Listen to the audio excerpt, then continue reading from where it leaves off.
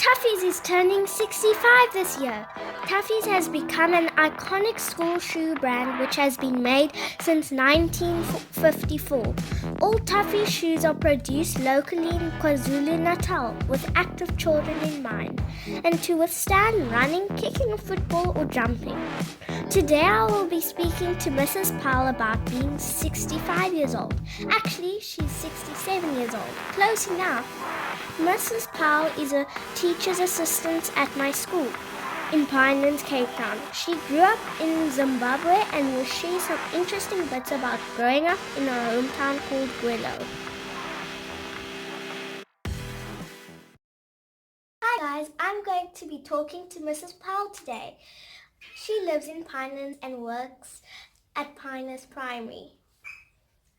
How do you feel to be 65? 67 actually, I'll be 68. How do you feel to be 67 years old? Gosh, sometimes I enjoy it because I'm at a stage of life can enjoy my family, but and I've gained some wisdom along the way, but sometimes not so nice because there's things I can't do that I would like to do. What are the best parts and worst parts of being this age? Oh, the best part I think is people give you a lot of respect, and as I say, I've got a lovely family that I enjoy and can enjoy them. And I think the worst part is definitely your body starts conking in a bit and your knees are sore and there are things that I just can't manage anymore, which I used to love to do. What is the most important lesson you have learned about making a better life? Oh, I think the most important lesson I've learned is that things aren't really important. It's people that are important, and I think people put too much attention on material things instead of worrying more about people. What do you love most about life today? Gosh, that's quite a hard one. What I love most about life today? I'm just enjoying being semi-retired, and I'm enjoying family, and I enjoy living in Cape Town, which I haven't been here that long. We've only moved here in the last 5 years. So I feel content where I am in this stage of life. What advice would you give to your younger self? Oh, golly. Not to worry about whether I had a pimple on the end of my nose. And I used to worry about whether I was fat or whether I was this or whether, how I looked. And now I've learned that same as the other things, no, you're the only one who worries. It's other people actually don't care. So if you've got a dream, follow it. Don't put things off. What is the biggest change about life today versus what life was when you grew up? Oh, definitely technology. I mean, my children laugh when I tell them how our phones were. I mean, it was dialing and some were even party lines because you didn't, you had to go through to the exchange and they would put you through. So nowadays with the technology, I think that's the biggest change. What was school like when you were growing up in Zimbabwe?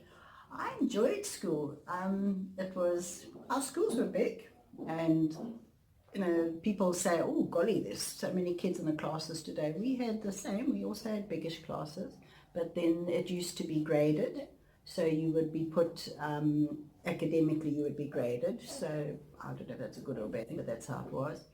We used to ride or walk to school, so nobody went by car. And I used to live, when I went to high school, I lived so close, I used to go to school in the bell ring because we were just across the road.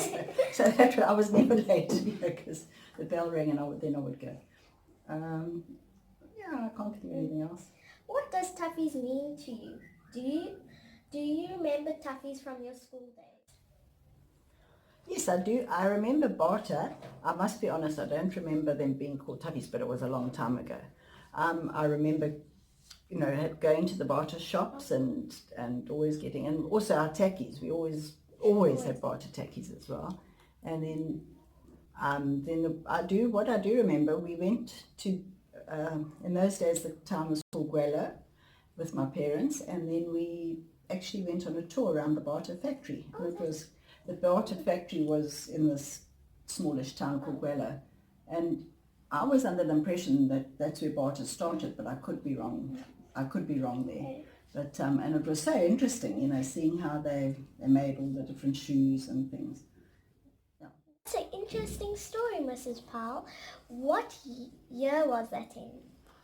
I'm not sure exactly, but I think it would have been around 1961, 1962, around there. What stories can you tell about Toughees? Oh, I can remember getting into trouble the one time. I had new school shoes, and as I say, we used to ride to school, and on the way home playing the fool, and I dragged my toes behind me on my bike and on the tar, because I got home and I'd scuffed all the toes on my shoes, and oh, my mum was so cross with me because I'd ruined these lovely new shoes, and she just made me wear them like that. She said, well, that's it, you're just going to have to wear it like that. Did your children wear Bata Toughees when they went to school? Yes, they did. And because then my children were brought up in Natal, because we live in Natal, and all three of them all wore Bata shoes. So. Thanks for your time, Mrs. Powell, and thanks for watching. Bye.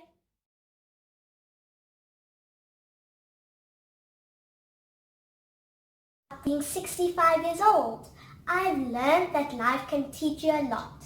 Mrs. Powell said that she's more content now with life than when she was growing up.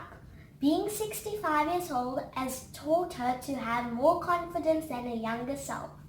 Being 65 years old does not mean feeling old, although you may begin to feel some aches and pains. An important lesson that I have learned is that people are more important than things, and to follow your dreams and not to put things off.